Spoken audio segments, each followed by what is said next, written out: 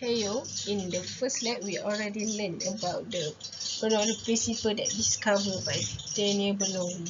So in this lab 2, let me introduce you guys to the next principle that affects the fluid mechanics work, which is a boundary layer theory. So what is a boundary layer and what is the correlation the boundary layer with the picture of the background, which is a plate? Actually, it is same with the Bernoulli principle. Boundary layer is discovered by a fluid mechanism from German known as Ludwig Pander. According to him, boundary layer is a relative magnitude of the inertial and viscous forces change from a layer. So is our understanding towards boundary layer theory. This is flow in dark pipe. So there are two regions, which is hydrodynamic adherence region and fully developed regions. So in the hydrodynamic adherence region, there is a velocity boundary layer. So we can see and observe that in hydrodynamic adherence region, the velocity profile is different to each location, but is vice versa to the fully developed region where the velocity profile in the same shape at each location. So what can I say is the nearer the flow from the surface is actually boundary layer, nearer the boundary layer to the surface, the higher collision between fluid and particle to the surface. So what kind of collision? So we need to understand that according to the weight there is viscous forces. So these viscous forces cause the collision between fluid and particles to at the surface plate. So the viscous forces makes the fluid height, make the fluid motion resist. So next is aerodynamic. So for information, aerodynamic occur in the boundary layer. In aerodynamic, there is two forces, which is drag and lift forces. So in the picture, we can see the drag forces, which is horizontal forces. So this is simulation of aerofoil, and we can see the aerodynamic forces, drag and lift. So aerodynamic forces has manipulation with the Bernoulli principle.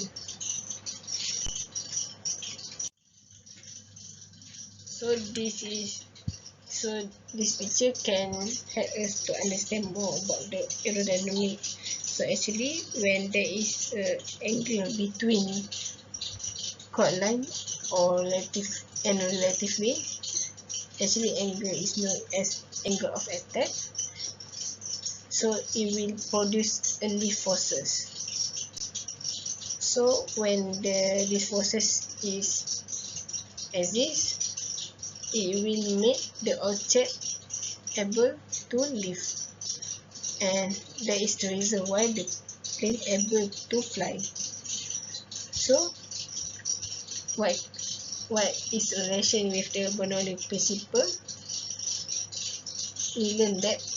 So before this slide, we have seen the aerodynamic simulation. So when the angle is increased, it will make the airflow become slower. So when the flow becomes slower, the pressure become decreased. So it make the airfoil or object hard to live, and is vice versa when the angle of attack is decreased. It makes the lift become easier. So next is the objective of the experiment. There is three objectives, which is first to evaluate the drag and lift forces acting on symmetrical aerofoil at various angles of attack. Second, to measure the plate velocity distribution, and lastly to calculate the thickness of the boundary layer of a plate subjected to longitudinal flow for different surface roughness of surfaces. Assalamualaikum warahmatullahi wabarakatuh. My name is Muhammad Hakim Ismail. Today I will explain about the theory related to this experiment too. First is the boundary layer. Boundary layer is the concept that first introduced by a German engineer, Pradon, in 1904. According to him, his theory, when a real fluid flow past a stationary solid boundary, the flow will be divided into two regions, which is a thin layer adjoining the solid boundary, where the viscous force and rotation cannot be neglected, and the second is an outer region where the viscous force is very small, so it can be neglected, and the flow behavior is similar to the upstream flow. When a real fluid flow past a solid boundary, a layer of fluid which is come contact with the boundary surface adheres to it on account of viscosity. Since this layer of fluid cannot slip away from the boundary surface, it will attain the same velocity as that of the boundary. So this condition will call as no slip condition. When a real fluid passes a solid body or a solid wall, the fluid particle adhere to the boundary and condition of no slip occur. This means that the velocity of the fluid close to the boundary will be the same as that of the boundary. The second is if the boundary is at stationary position, the velocity of fluid at the boundary will be zero.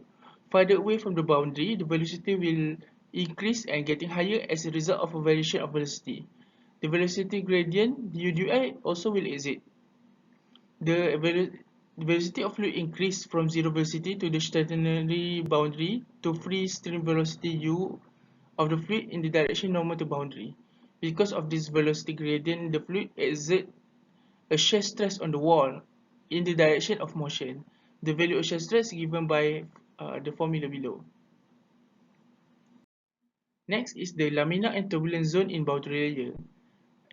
As we can see in the figure shown above, below, the laminar zone is near the leading edge of the surface of the plate where the thickness is small and the flow in the boundary layer is laminar, which is starting from the leading edge and then at this point, right before the transition region, which is the transition point, and then transition zone, where the shortest length over which the boundary layer flow change from the laminar to turbulent is called transition zone, shown in this area, a very short.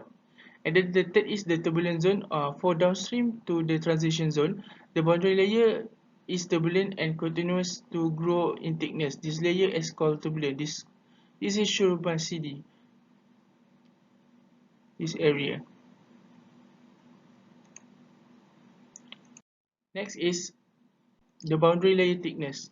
It is defined as the distance from the boundary of the solid body measured in the y direction to the point where the velocity of the fluid is approximately equal to 0.99 times the free stream velocity of the fluid. This variation of velocity from 0 to 99% free stream velocity in the direction normal to the boundary takes place in a narrow region in the vicinity of the solid boundary. This narrow region of the fluid is called boundary layer. The theory dealing with the boundary layer flow is called as boundary layer theory. It show is the figure below show the boundary layer formation from the y direction, and then for example, the assumption, the boundary layer equation requires several assumptions about the flow in the boundary layer. All the viscous effect of the flow field are confined to boundary layer adjacent to the wall. Outside of the boundary layer, viscous effect are not important. so that flow can be determined by viscid solution as such potential flow or Euler equation. Viscous layer is thin compared to the wall. The boundary condition of the boundary layer region are the no-slip condition at the wall. Next is the example of the flow of the boundary example of the boundary layer thickness. You can see this is a boundary layer area. This is a streamline occur. It is defined as the distance by which the boundary should be displaced or compensate for the reduction of flow rate of mass of the flowing fluid on account of boundary layer formation. Sigma x is the boundary layer thickness when the Uy equal to 0.99 V. V is the velocity. V is the free stream velocity. This is the purpose of boundary layer is to allow the fluid to change its velocity from the upstream value V to zero on the surface. That means velocity when moving through the object or boundary layer is will become to zero. Assalamualaikum warahmatullahi wabarakatuh. My name is Afifida Bishamsu Azman. So today I want to present experiment 2, investigation of flow pattern over different immersed body and boundary layer theory. So this is a experiment setup for this experiment. For the experiment of investigation of flow pattern over immersed body and boundary layer, the first experiment is study overflow pattern of symmetric aerofoil at different angle of attack, while the second experiment in investigation of flow over plate. Both of the experiment will use the same device, which is the airflow bench, but different material. The airflow bench is made up of following part. At the part 1 and part 2 is a mobile rolling frame which bench top. Part 3 is radial fans 0.55 kilowatt. Part 4 is switch box, and for the part 5 is drawer for small part, and for the part 6 is air intake pipe with throttle wave at part 7 and thermometer at part 8. In a part 9 is rectifier, and at part 10 it is a removement nozzle diffuser. Part 11 is a funnel for air inlet.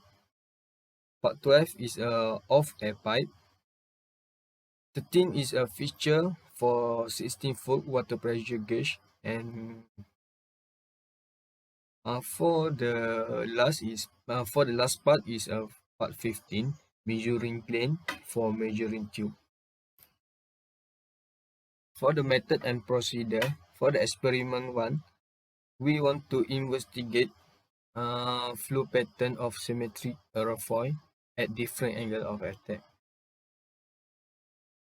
The first procedure is the experiment setup was shown in this figure. The aerofoil model was then attached and screwed to the airflow bench. The experiment has been started with zero angle of attack. Turn on the switch and allow the radial fan to move. The radial fan speed controller was adjusted at an initial speed of 12. The readings were recorded and tabulated. Next, the smoke controller was then pressed to emit smoke into the flow to view the flow of the air on the airfoil. The picture of the flow of the airfoil having been taken. Then, the radial fan speed controller was then increased by 1 till speed of 19. And for the last is, the experiment was repeated from step 5 until step 8 for 13° and 45°. The angle as shown in figure. For the experiment 2, flow over plate experiment setup, the experiment was set up and shown in a figure. The smooth surface flat plate was inserted into a flow bench. The first distance was taken as 0 and the following distance taken. The pitot tube was connected to the vernier caliper. The pitot tube was first touched to the surface of the flat plate as the first data. The radial fan was then turned on and any data are recorded and tabulated.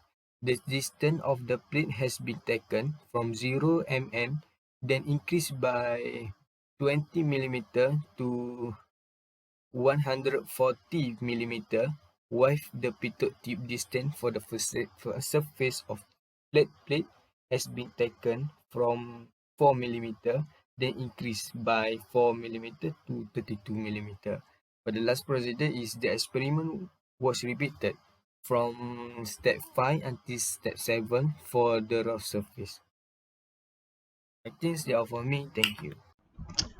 Assalamualaikum and hi, my name is Daniel Tazrin Amir bin Muhammad, MA 18085, and I'm going to continue on chapter 4 in lab 2. As overview, this lab have two experiments. The first one is flow pattern of symmetric aerofoil at different angle of attack. The second experiment is flow over flat plate. And within the experiment 2, we have two sub-experiment. Experiment 2A, smooth surface flat plate, and second is 2B, rough surface flat plate.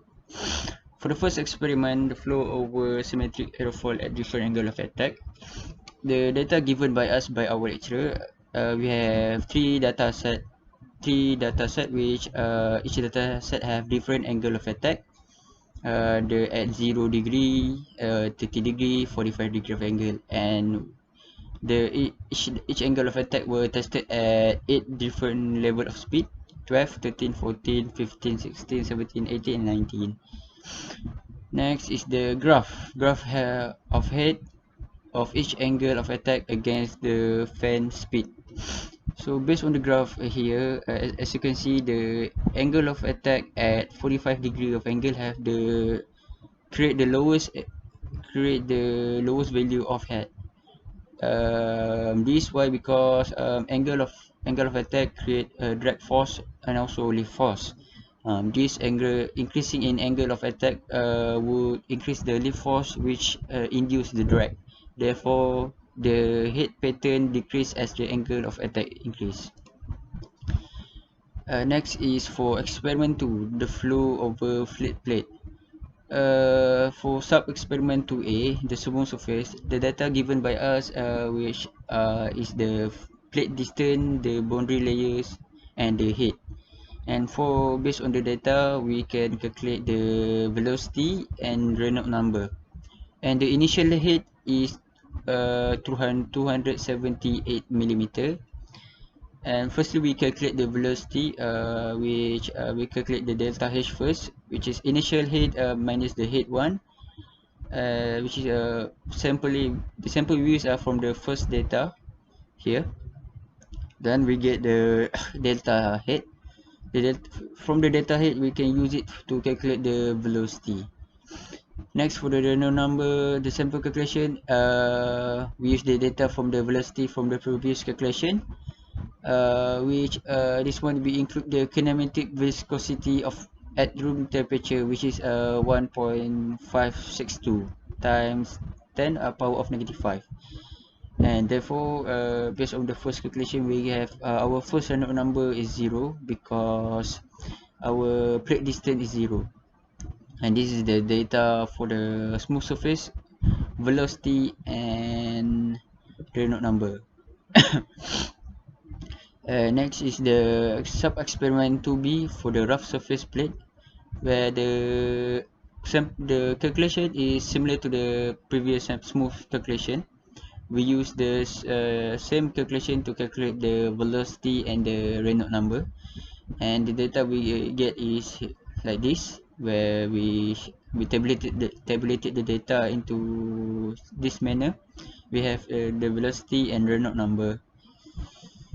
Next, lastly, the graph. This is the graph of boundary layer at a plate distance of 0 meter and at the last distance which is 0.14 meter, and this is for smooth surface, and this is for rough surface. As we can see, as we can see at smooth surface plate, the velocity of 0 meter and 0.1 meter is quite similar, while at the rough surface the velocity pattern at 0 meter and 0.14 meter is different in quite big measure. First of all, the fluid flow at rough surface have higher velocity compared to the smooth surface. This is because rough surface can maintain the flow, which they maintain the laminar flow much longer compared to the smooth surface, where the smooth surface cannot maintain the laminar flow, which eventually making the flow become turbulent.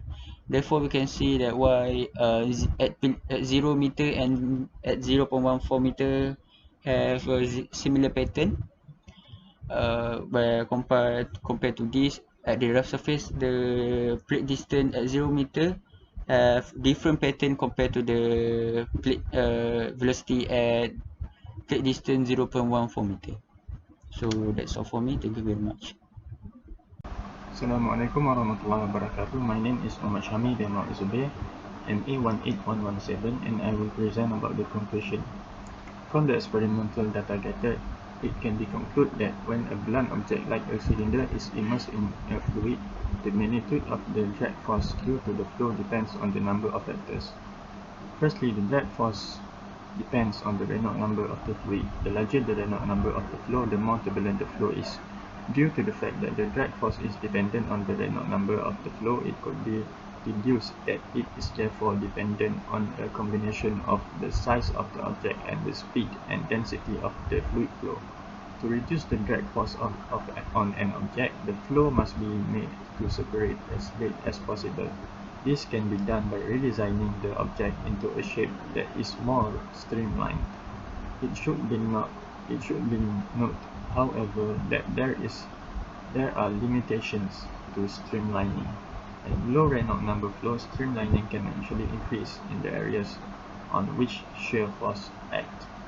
So that's all from us. Thank you.